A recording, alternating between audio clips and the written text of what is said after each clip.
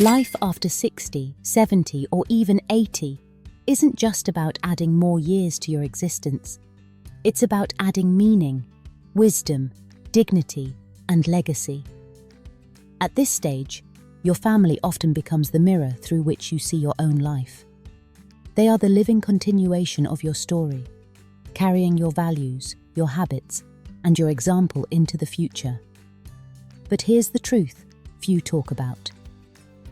In old age, the way you treat your family can either bless you with peace or curse you with loneliness. Many older adults, without realizing it, slowly damage their family relationships through small but destructive habits. These mistakes don't just hurt loved ones, they also take away the love, respect, and harmony that make the final years truly beautiful. So today, let's talk about 5 things you should never do to your family in old age if you want to live with dignity, respect, and peace. 1. Never criticize and compare constantly. One of the most common mistakes seniors make is becoming constant critics of their children and grandchildren. They say things like, "When I was your age, I worked harder," or "Back in my day, people respected their parents." Those statements might come from pride or frustration, but they slowly build walls instead of bridges. Every time you compare your family to an idealized version of the past, you push them further away. Your children grew up in a completely different world, with new challenges, new pressures, and new ways of living.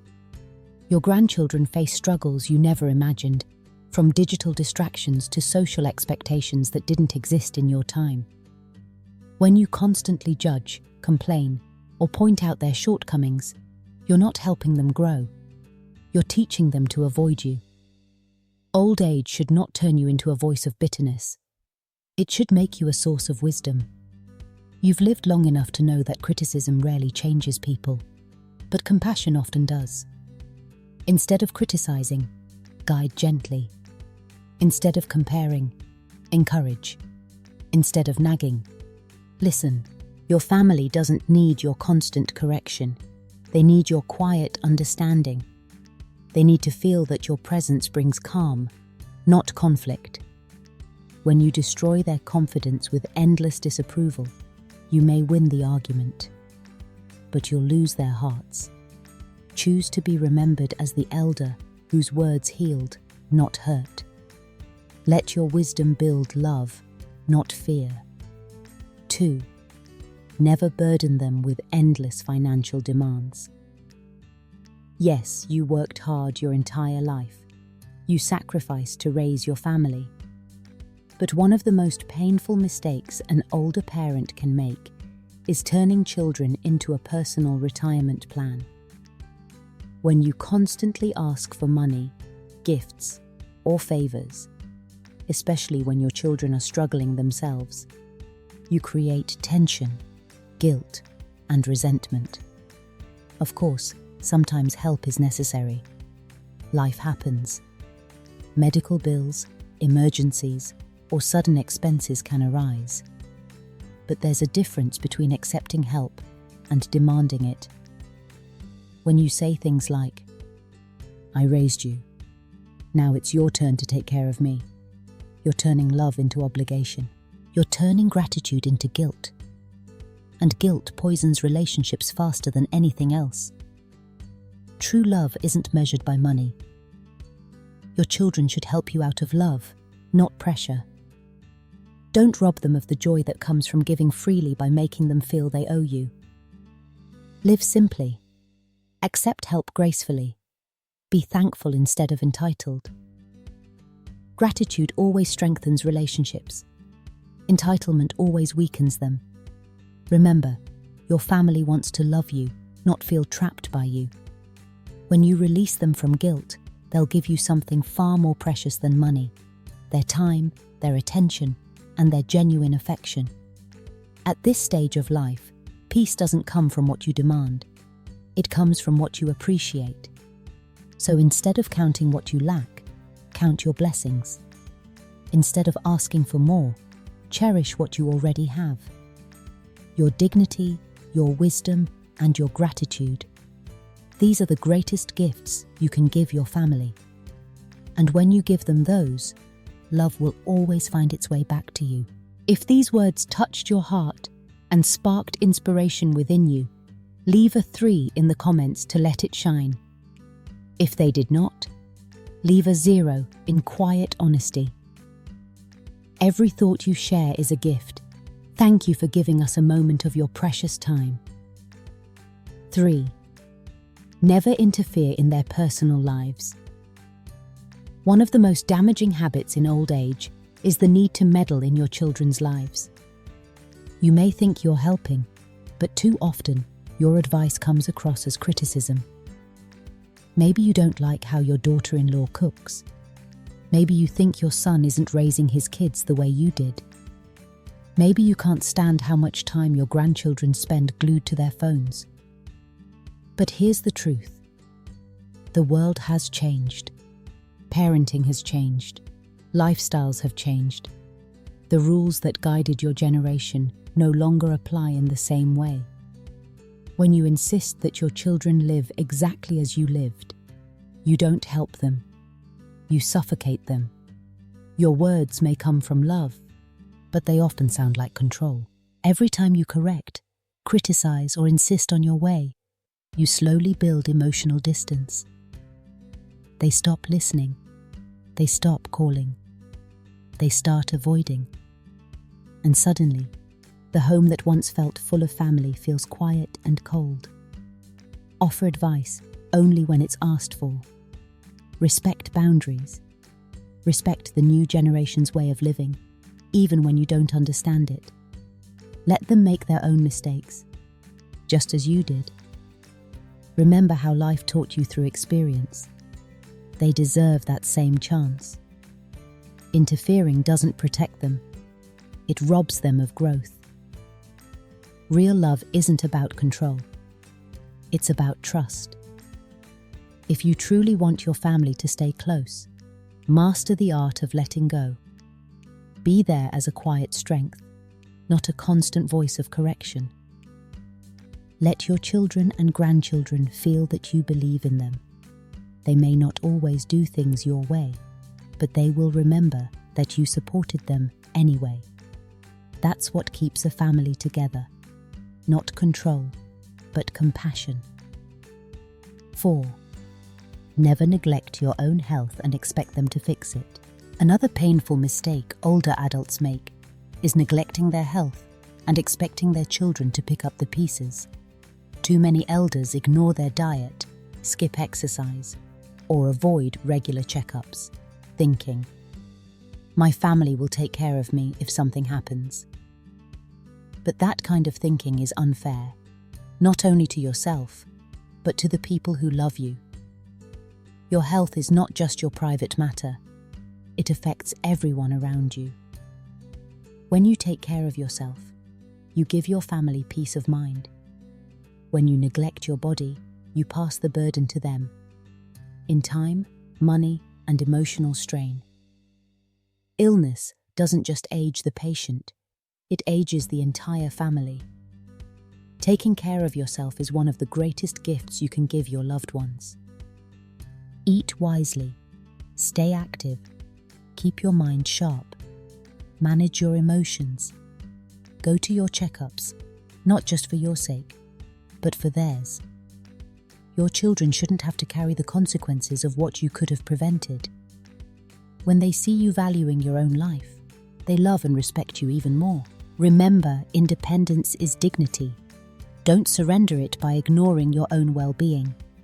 A strong body and a calm mind will bring more harmony into your home than any advice or gift ever could.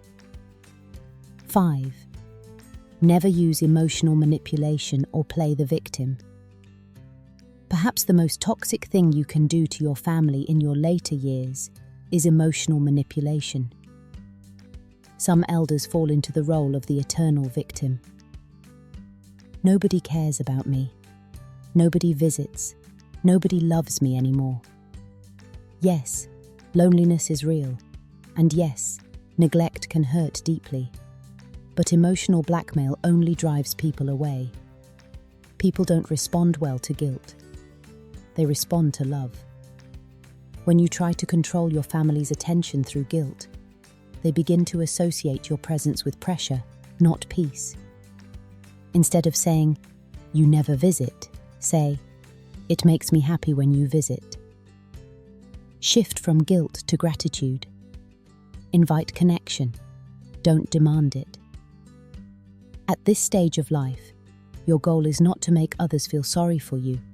It's to make them feel grateful to have you. Speak with warmth, live with grace, and be the elder whose presence feels like home. Because in the end, your family will not remember every word you said. They'll remember how you made them feel. Love cannot grow in a climate of manipulation. True love only flourishes where freedom and kindness live. So instead of demanding love, give it.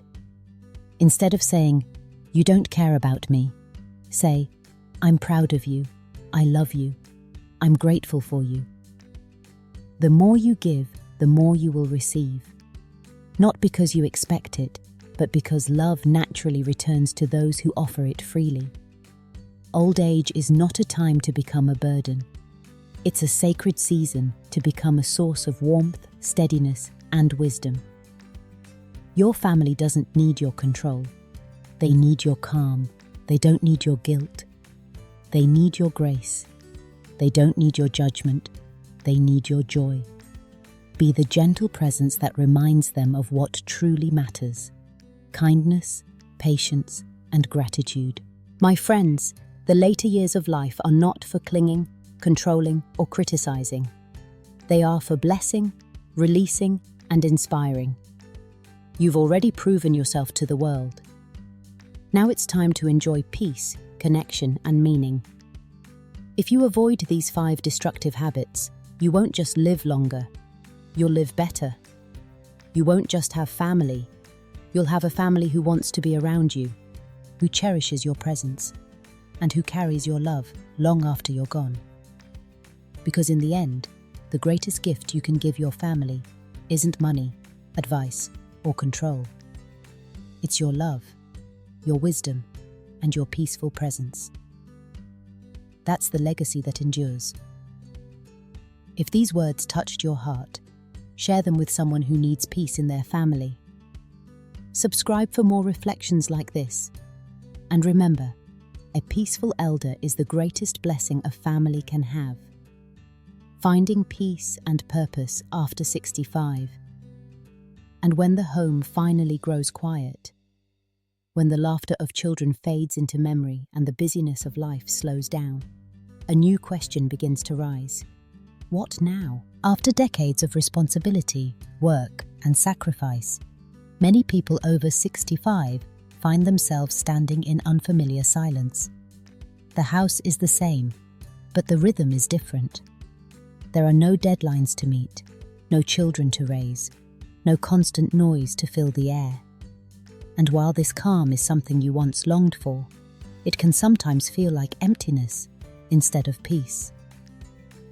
But here is the beautiful truth. This chapter of life is not an ending. It is a transformation, a return to yourself. For the first time in years, you are no longer defined by what others need from you. You are defined by what you choose to do with the time that remains. The quiet that once felt heavy can become sacred if you allow it to be filled with purpose. Finding peace after 65 begins with acceptance. Accept that life has changed, that your role in the family is no longer to fix or to lead, but to guide gently through example. Accept that your body moves slower, but your mind holds deeper wisdom. Accept that not every day will feel meaningful, and that's okay. Peace does not mean constant happiness. It means resting in the truth of what is, without fighting it. Purpose, on the other hand, is not something lost with age. It simply changes form. When you were young, your purpose might have been to build, to provide, to achieve. Now, your purpose is to be, to teach, to inspire, to love. Not by doing more, but by being more present. The world still needs your calm voice, your stories, your kindness, and your quiet strength. Every conversation, every smile, every word of encouragement you give to someone younger becomes a ripple that continues long after you're gone. Too many people mistake retirement for irrelevance. They think, my best years are behind me. But the truth is, your most meaningful years can be the ones ahead, if you live them consciously. This is the season to plant seeds of wisdom, not of worry. The time to build deeper relationships, not bigger possessions. The time to nurture your inner world as carefully as you once nurtured your family. Spend time each day reconnecting with yourself. Walk in the morning light. Read books that feed your mind. Write letters to the people you love. Revisit old passions. Painting, music, gardening, or prayer. Give your experiences shape through creativity and reflection. Purpose doesn't always come from grand missions. Sometimes it's found in the simple act of living with gratitude. Most importantly, forgive others and yourself. Carrying resentment is like carrying stones in your heart. They weigh you down, and they don't build anything. Let them go. The past is already written. What matters now is how gently you hold the present. Peace will enter when forgiveness becomes your daily habit. And don't be afraid of solitude. There is a difference between being alone and being lonely.